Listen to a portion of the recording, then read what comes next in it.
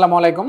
Before after এপিসোডে আপনাদের স্বাগত জানাচ্ছি। আমি ডাক্তার মোহাম্মদ নেফর রহমান, সহকারী অধ্যাপক পেডিয়াট্রিক নিউরোসার্জারি বিভাগ, national institute of neurosciences and hospital এবং chief consultant Bangladesh paediatric neuro care centre. আজকে বিফোর আফটার এপিসোডে কথা বলবো শিশুদের জন্মগত কোমরের পিছনে টিউমার, যেটাকে আমরা মাইলোমেনিনগোসিল বলি। বিভিন্ন জন বিভিন্ন নামে ডাকে। কেউ স্পাইনা বাইফিডা বলে, কেউ বলে নিউরাল টিউব ডিফেক্টস বলে। সাধারণত আমরা মাইলোমেনিনগোসিল নামেই ডাকতে অভ্যস্ত এবং মাইলোমেনিনগোসিলি বলি। অনেকের জায়গায় স্পাইনা বাইফিডা বলে।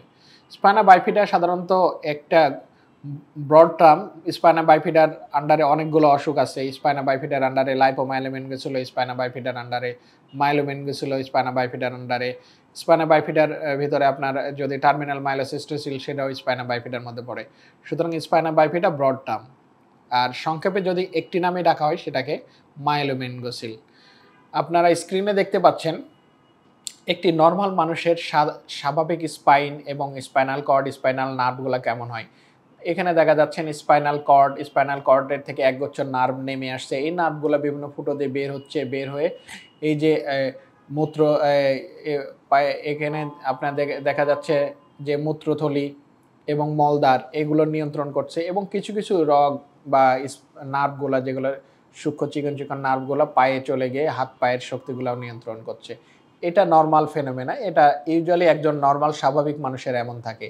কিন্তু যাদের স্পাইনা বাইফিডা বা মাইলোমেনিনগোসিল রোগ হয় তাদের ক্ষেত্রে এই জিনিসটা কেমন হয় সেটা দেখি আসেন। স্পাইনা বাইফিডা এই কারণে বলা হয় যে সেখান থেকে স্পাইনটা ভাগ হয়ে গেছে। ভাগ হয়ে যাওয়ার কারণে ওই জায়গা দিয়ে যে স্পাইনাল কর্ডটা বাইরে বের হয়ে আসছে। এখানে দেখছেন উপরে সব হাড়গুলো সুন্দর করে একের পর এক আছে। এই জায়গাতে হাড্ডি নাই। হাড্ডি না থাকার কারণে যে স্পাইনাল কর্ডটা সুন্দর করে বের হয়ে এইভাবে বের হয়ে বাইরে চলে আসছে। সাথে স্পাইনাল কর্ডের সাথে যে নার্ভগুলা, নর্মাল স্পাইনের যে নার্ভগুলা দেখছিলেন সেই নার্ভগুলা বাইরে বের হয়ে আসছে। যে নার্ভগুলা বললাম সাধারণত আমাদের মূত্রথলি অথবা মলদ্বার এবং হাত পায়ের শক্তি নিয়ন্ত্রণ করে, সেগুলা বাইরে চলে আসার কারণে অনেক সময় সেগুলো নষ্ট হয়ে যায়। কারণ কিছু কিছু ক্ষেত্রে দেখা যাচ্ছে এগুলা তৈরি হওয়ার সময় সঠিকভাবে তৈরি হয় না, অথবা দেখা যাচ্ছে পিছনে যে এই থলিটা আছে এই থলির ভিতর শুধু পানি থাকে। অনেক সময় এই থলিটা ফেটে গিয়ে পানি বের হয়ে যায় এবং এই নার্ভগুলা বাইরে বাতাসের সংস্পর্শে চলে আসে। অনেক সময় বাতাসের সংস্পর্শে থাকার কারণে অথবা ইনফেকশনের কারণে অথবা চাপের কারণে, বিভিন্ন কারণে এই নার্ভগুলো নষ্ট হয়ে যেতে পারে।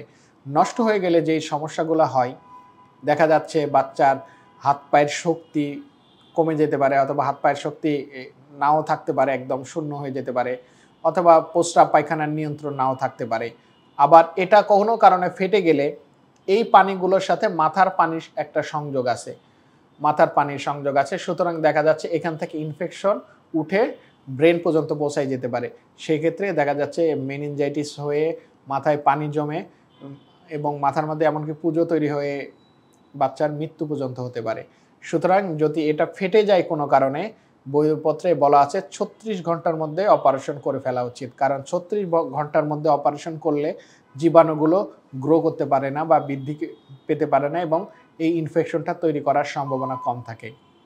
সুতরাং কোমরের পিছনে টিউমার হলে সাধারণত যেসব উপসর্গ নিয়ে আমাদের কাছে আসে, দেখা যাচ্ছে টিউমারটা পানির মতন থলথলে টিউমার মাইলোমেনিনগোসিলের ক্ষেত্রে সেটা অনেক সময় ফেটে যেতে পারে, অথবা ফাটবে এমন অবস্থায় থাকতে পারে, অথবা না ফাটা অবস্থায় থাকতে পারে।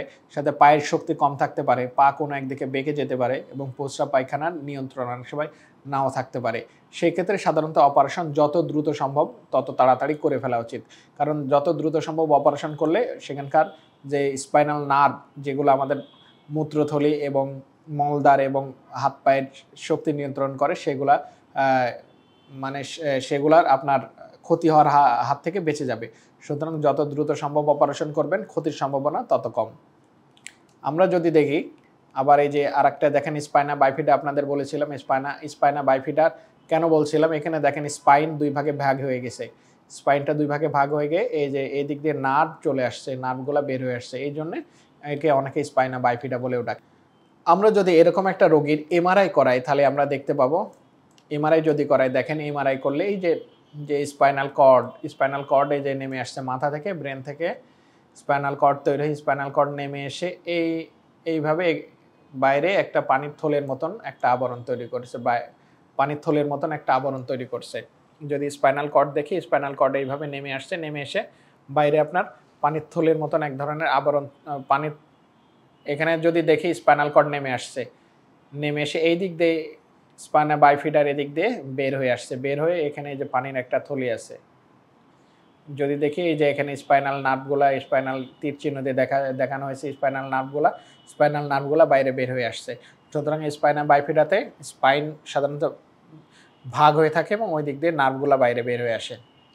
আমাদের কাছে এরকম স্পাইনা বাইফিডার একটি শিশু আসছে। স্পাইনা বাইফিডার শিশু আসার পরে আমরা তার অপারেশন করি। দেখা যাচ্ছে এই যে কোমরের পিছনে টিউমারটা ফেটে যাওয়া ভাব বা ফেটে গেছিল, ফেটে গিয়ে আপনারা দেখছেন এই যে ফেটে গেছে, ফেটে গিয়ে এখানে এদিক দিয়ে পানি পড়ছিল এবং এদিকে এখানে কেমন ঘায়ের মতন হয়ে গেছে।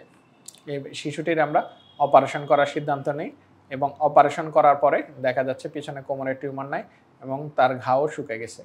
সুতরাং লাইপোমায়োলোমেনিনগোসিল, সুতরাং কোমরের পিছনে যদি মায়োলোমেনিনগোসিল হয় এবং সেটা ফেটে যাক আর না যাক, যত দ্রুত সম্ভব মায়োলোমেনিনগোসিল রোগের চিকিৎসা করা উচিত। মায়োলোমেনিনগোসিল রোগের চিকিৎসার জন্য একজন পেডিয়াট্রিক নিউরোসার্জন দক্ষ, অভিজ্ঞ এবং এ বিষয়ে ওনার অভিজ্ঞতাই সর্বোচ্চ বলে ধরে নেওয়া হয়।